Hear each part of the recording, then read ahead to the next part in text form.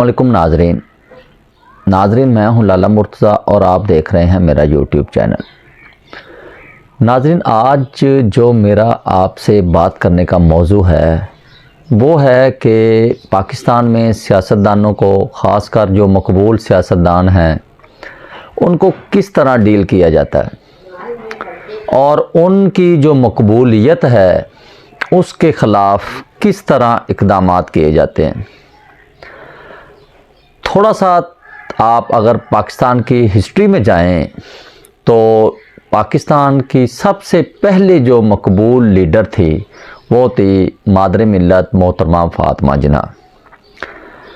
ख़ासकर नौजवानों में बहुत मकबूल थी। जब 1956 का आइन बना तो मेजर जनरल रिटायर जो सदर थे उस वक्त, सिकंदर मिर्ज़ा साहब, वो सदारती इंतखाबात थे 1956 के आइन में।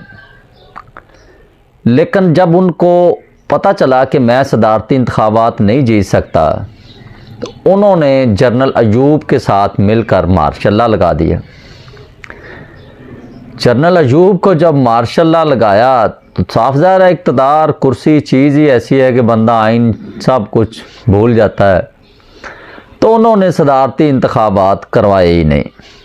मादर मिल्लत मोहतरमा फ़ातिमा जिन्ना ने बड़ी कोशिश की, पुरअमन एहतजाज भी किए, लेकिन वो बज़िद थे कि हम इलेक्शन नहीं करवाएंगे, क्योंकि उनको पता था कि मोहतरमा फ़ातिमा जिन्ना के मुकाबले में ना तो जनरल अयूब जीत सकता है ना सिकंदर मिर्ज़ा। सिकंदर मिर्ज़ा को तो खैर पाकिस्तान से भगा दिया था जनरल अयूब ने, वो तो बोरिया बिस्तर लपेट के तो लंदन चला गया था। जो ये प्रोग्राम बना रहा था कि जनरल अयूब जो है वो आर्मी चीफ रहेगा, मैं सदर रहूँगा, मार्शल लॉ लगा रहेगा, लेकिन हुआ उसके बरअक्स, उसको भी भगा दिया गया। मोहतरमा फ़ातिमा जिन्ना की जो मकबूलियत थी उसको काउंटर करने के लिए फिर प्रोग्राम बनाया गया कि जब 1964 में 1956 से आइन बना, 1958 में जनरल अयूब ने मार्शल लॉ लगाया और 1958 में इंतखाबात होने थे,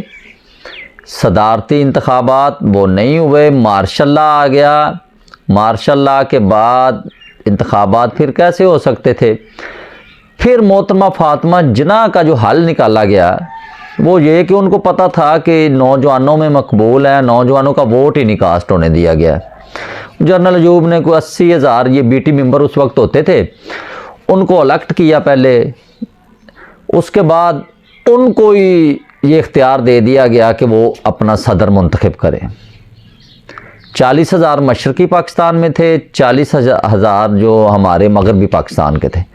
मादर मिल्लत मोहतरमा फ़ातिमा जिन्ना के ख़िलाफ़ घनौनी कंपेनें भी की गई, उनके ऊपर घटिया इल्ज़ामात भी लगाए गए। अस्तग़फिरुल्लाह, इतने घटिया इल्ज़ामात के मैं आपको बता भी नहीं सकता।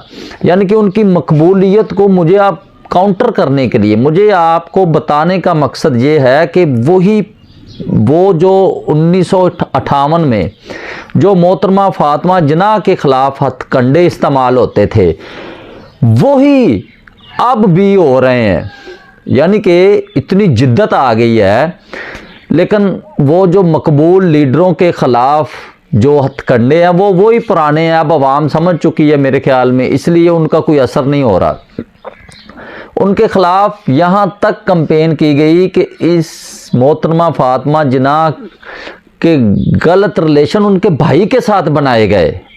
कायदे आज़म मोहम्मद अली जिन्ना रहमतुल्लाह पे के ख़िलाफ़ उनकी कब्र को भी नहीं बख्शा गया इस पाकिस्तान में। यानी कि एक इस हद तक नीचे गिर गए मोहतरमा फ़ातिमा जिन्ना के मुखालफिन, यहाँ तक उनके ख़िलाफ़ कंपेन चलाई गई कि इन बहन भाइयों का आपस में गलत रिलेशन थे। अस्तग़फिरुल्लाह, ये काम होते रहे हैं पाकिस्तान में। मेरा वीडियो बनाने का मकसद ये होता है कि ज़्यादा से ज़्यादा लोगों को पता चले। उससे थोड़ा सा आगे आए, फिर मुजीबुर रहमान अवामी लीग का लीडर था, उसके साथ क्या हुआ। फिर उससे थोड़ा सा आगे आ जाएं, जुल्फ़िकार भुट्टो मकबूल लीडर था। सिर्फ ये मकबूल जो होते हैं उनके ख़िलाफ़ ये हथकंडे इस्तेमाल होते हैं। जो दूसरे होते हैं, जो डील कर लेते हैं, जो शुरू में ही इनके साथ अटैच हो जाते हैं अपने मुखालफिन के साथ, उनके साथ इस हद तक नहीं जाया जाता। जुल्फ़िकार भुट्टो के ख़िलाफ़ भी कंपेन की गई, मौलवी उनके ख़िलाफ़ भी इस्तेमाल किए गए, जानी कहा गया, शराबी कहा गया, पता नहीं, यानी कि मज़हब कार्ड जुल्फ़िकार भुट्टो के ख़िलाफ़ भी इस्तेमाल किया और जनरल ज़ियाउल हक ने खूब इस्तेमाल किया। आप सोच नहीं सकते, आप उस वक़्त के अखबारात कालम निकाल के देखें कि यही मीडिया, यही कॉलमनिस्ट जो अब सीनियर हो चुके हैं, यही उनके ख़िलाफ़ लिखते थे। यानी कि वो इलेक्शन जीत गए, वाज़ेह अक्सरियत से जीत गए, उनकी हुकूमत नहीं चलने दी, क्योंकि इंटरनेशनल इस्टेब्लिशमेंट का हुक्म था। वो एटम बम बना रहे थे डॉक्टर अब्दुल कदीर मोहसिन पाकिस्तान के साथ मिलके, और अमेरिका ये कभी भी बर्दाश्त नहीं कर सकता था। उनके ख़िलाफ़ भी कंपेन चलाई गई।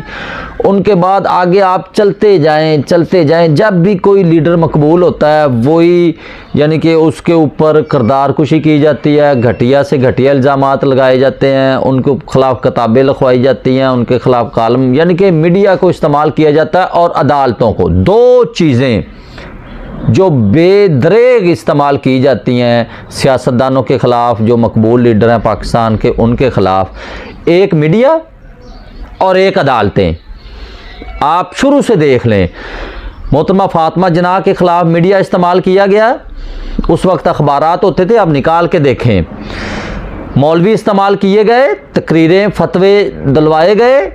जुल्फ़िकार भुट्टो के ख़िलाफ़ मीडिया इस्तेमाल किया गया, मौलवी इस्तेमाल किए गए, हड़तालें की गई, पूरा मुल्क बंद किया गया, और जुल्फ़िकार भुट्टो के ख़िलाफ़ अदालत इस्तेमाल की गई और उनको एक झूठे केस में फांसी चढ़ा दिया गया, जिला वतन कर देते, कोई सज़ा दे देते। इतना बड़ा लीडर था, मुस्लिम उम्मा का लीडर था, इतना पाकिस्तान का बड़ा मौसन था, जिसकी वजह से एटमी प्रोग्राम बना, एटम बम बना, और आज हम महफूज हैं। आज हम नाकाबिले तस्खीर जुल्फ़िकार भुट्टो और डॉक्टर अब्दुल कदीर खान की वजह से हैं। उन्होंने हमें ये प्रोग्राम दिया, अपनी जानें, अपनी ज़िंदगियां जीरन कर ली उन्होंने इंटरनेशनल इस्टेब्लिशमेंट के हाथों, और उनके जो कठपुतली थे उनके हाथों, लेकिन पाकिस्तान महफूज हाथों में है। अब अगर आप आगे देखते जाएंगे, अब भी आपको वही मीडिया, वही किरदार कुशी, वही इद्दत, वही नकाब, वही किताबें गंदी, वही गंदे कलम, यानी कि अब भी वही मीडिया इस्तेमाल हो रहा है, वही अदालतें इस्तेमाल हो रही। कभी तोशा खाना, कभी साइफर, कभी कुछ। अभी आप मुझे बताएं, चलो मैं साइफर पे आ जाता हूँ। साइफर, आप वज़ीर आज़म का हलफ पढ़ा आपने? आप वज़ीर आज़म का हलफ पढ़ें। वज़ीर आज़म के हलफ में ये बात लिखी हुई है कि मैं जो मुनासिब समझूंगा अपनी आवाम को बताने का पाबंद हूँ, बता सकता हूँ। ये साइफर केस तो उधर ही बढ़ जाता है, उस लाइन के ऊपर ही ख़त्म हो जाता है कि अगर एक वज़ीर आज़म को ये अवाम ने इख्तियार दिया, मुंतखब वज़ीर आज़म को, क्योंकि वो अपनी अवाम को जो वो बेहतर समझता है कि ये बताना चाहिए वो बता सकता है। उसने बताया। वो तो अगर चाहता तो ये जो साइफर है इसको फोटो कापियाँ करके, इसको तर्जमा करवा के अवाम के घर डाक के ज़रिए भी भेज सकता था। मुंतखब वज़ीर आज़म है, वो कुछ भी कर सकता था, उसको आइन ये और उसका हलफनामा ये इजाज़त देता है। आप उसके ऊपर साइफर का केस चला रहे हैं।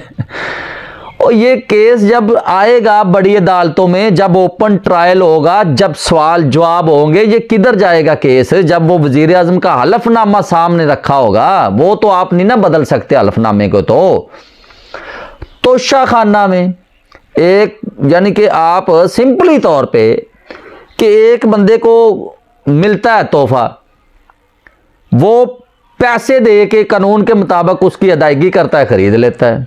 वो उसको कहीं खूह में फेंके, कहीं उसको दोस्त को दे, रिश्तेदार को दे, बेचे। आप कौन होते हैं पूछ सकते? कोई कानून पूछ ही नहीं सकता। इसलिए तो आप ऊपर अदालतों में कोई अपीलें नहीं लगने दे रहे कि उस केस के पल्ले ही कुछ नहीं है। मेरा आपसे आज ये बात करने का मकसद ये है कि कम अज कम जैसे हर चीज में जिद्दत आई है, इसमें भी कोई जदीद चीज़ लेके आते किरदार कुशी वाली भी, वही जो मोहतरमा फातिमा जना के इस्तेमाल के ख़िलाफ़ इस्तेमाल हुए तरीके वही आज हो रहे हैं। यानी कि आज इतना जदीद दौर है, आजकल तो फेक वीडियोस बन रही हैं, फेक ऑडियोस बन रही हैं, कोई ऐसी चीज़ें लेके आते, कोशिश तो की थी आपने लेकिन वो भी ख़त्म हो जाती हैं। वही नौकर ले आओ जी गवाह, वही फलाना गवाह ले आओ जो आके बताए। ये देख पिछले दिनों एक वो कोई लतीफ़ साहब उधर पहुंचे हैं, पता नहीं कोई इद्दत वाले केस में अदालत में, वैसे ही वो उधर वो बैठे होते हैं वकील, वो उन्होंने इनसे ये सवाल नहीं किया कि जब तुम्हारा खावर माने का